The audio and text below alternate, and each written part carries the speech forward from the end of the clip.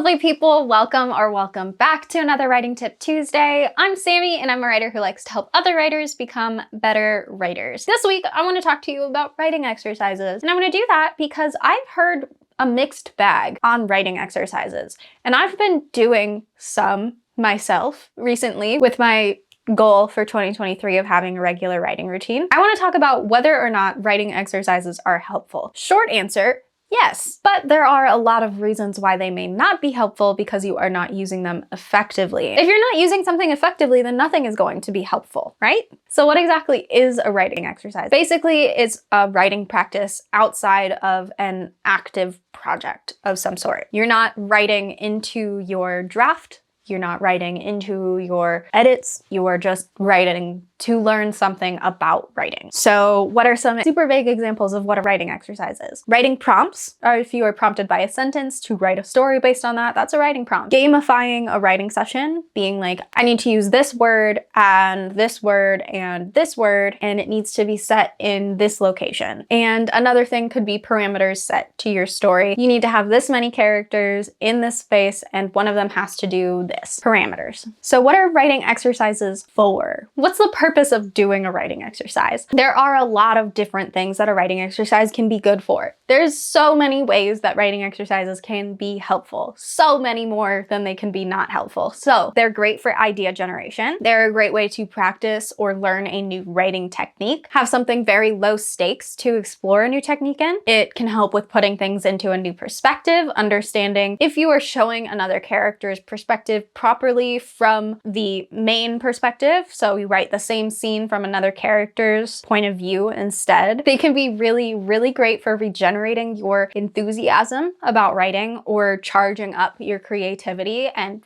refreshing your system for getting out of like a writing slump or something. They can be a really great way to discover your voice, your personal style of writing, and they are just a good way to get better at writing. Just practice writing and get better at writing. But when are writing exercises not helpful? There's always the space for when you are trying to do something that you can claim as productive, but it is not actually productive for you to progress on your actual goals. So if you're doing writing exercises towards the goal of I'm getting better at writing through these, versus you're doing writing exercises because you know you have to write today, but you just don't really want to work on the actual project that you want to do, so you're just going to do some writing prompts and then call it a day. It's fine if you do that a couple of times, just because you really aren't feeling it, just to keep your feet wet in the momentum of keeping up on writing. But if you are regularly abandoning your project because you're losing momentum on it, that's probably something you're going to want to check in on and see what's stopping you from actually finishing your projects instead of going to an exercise and shifting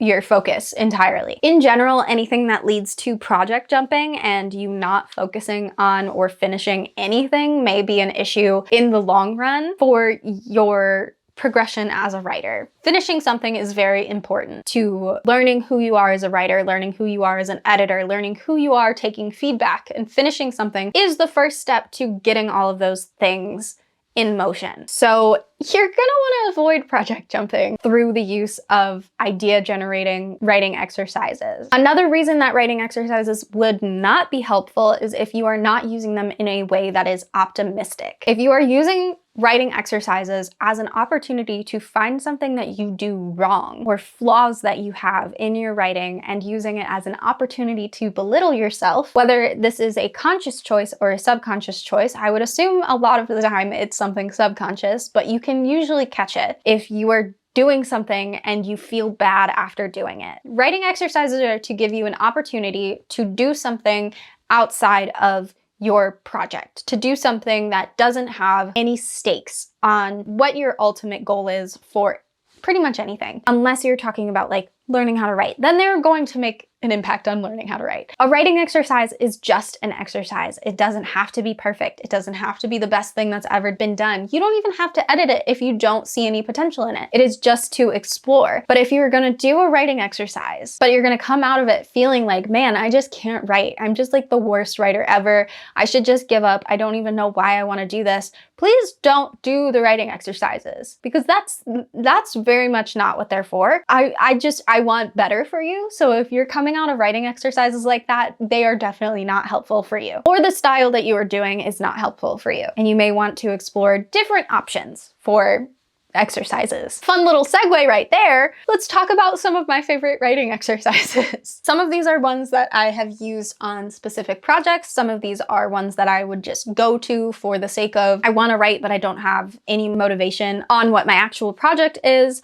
or just like, I need to come up with something, so we're gonna do a writing exercise. So the first one is taking the headline of a news article and making it the prompt for your story, but not reading the news article. So you just have the headline and that's all you can go off of. Taking a headline out of context and making context for it by writing the story. I did this for the bird play that I've been working on revising. That was honestly the main motivation, was that I read a headline where birds were getting drunk off of fermented berries in Minnesota, and now here we are. Another exercise that is similar to that is reaching at random for a book on your shelf and opening to a random page, randomly sliding your finger down until you hit a point. Maybe you count a certain number and then you just keep counting. Or maybe you have a friend stop you and you go like, close your eyes and then just swipe your finger down till they say stop. Then you take whatever sentence you landed on and you make that the first sentence of your story. Then you have to work with that. Figure out, how do you make that sentence make sense? How do you make that sentence gripping as your first sentence of the story? And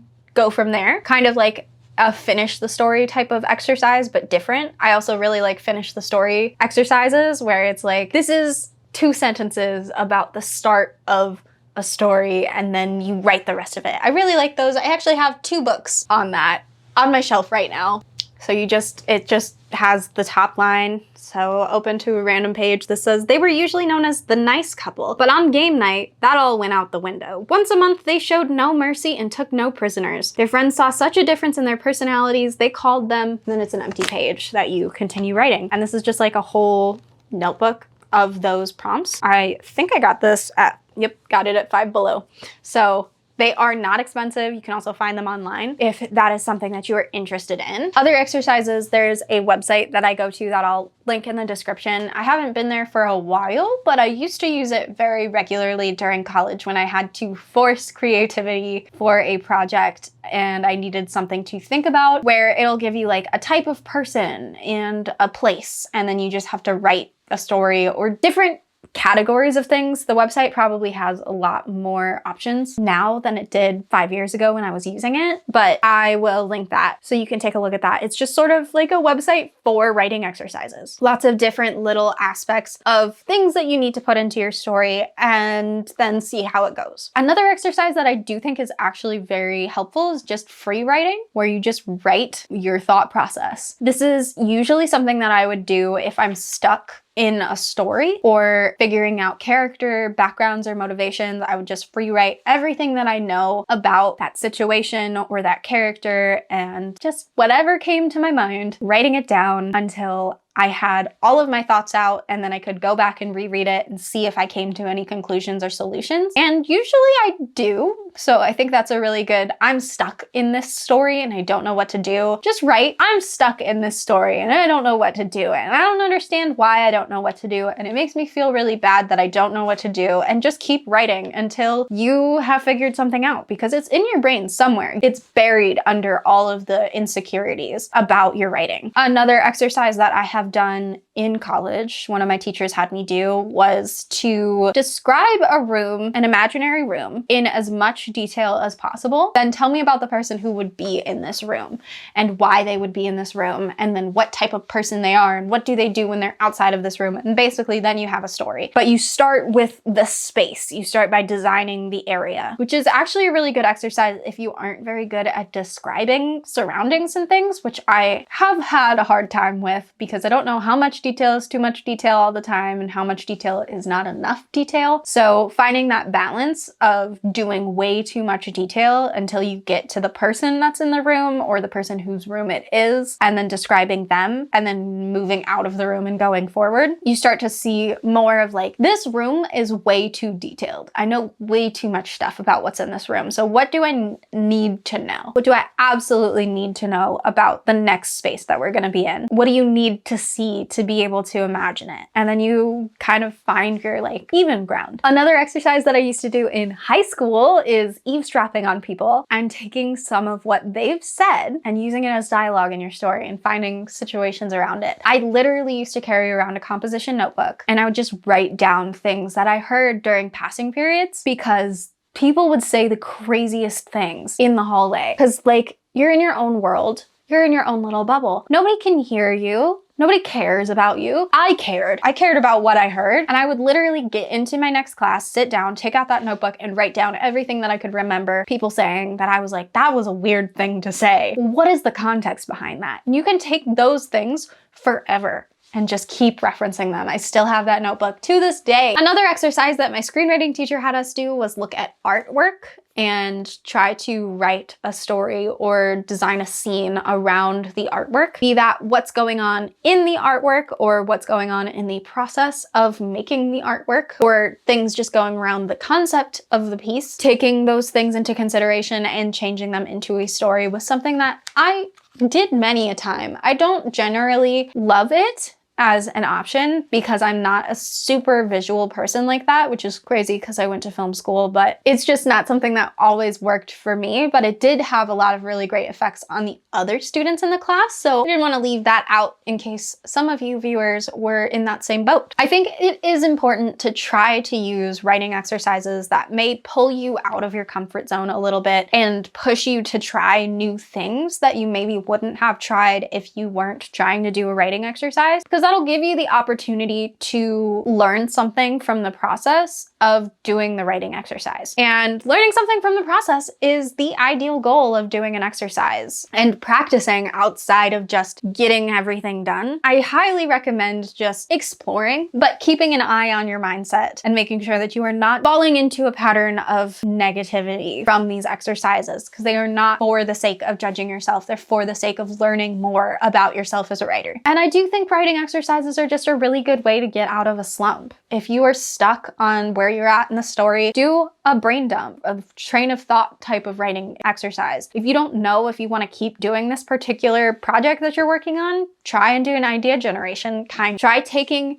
a scene out of your story and describing a room that is in that scene and describing it in full detail until you can find something that maybe you didn't see in your first draft or your first time writing that scene. There's so many different ways to get out of a writing slump using a writing exercise, and I think that they are all pretty valuable as long as your head's in the right space. But that is all that I've got for you today. If you enjoyed this video or you learned something from it, please leave a like. It'll really help me out and show YouTube that maybe somebody else might learn something from it. What's your favorite writing exercise? Because I know there's a whole lot more out in the world that I just don't know about, and I would love to hear more, just because why not? There's nothing wrong with knowing more options for writing exercises. I'm curious to hear what you guys think about them. If you don't want to miss any of my videos, hit that subscribe button and the notification bell next to it. I am here every Tuesday and Saturday for Writing Tip Tuesdays and Story Study Saturdays, so I will see you guys on Saturday for another story study video.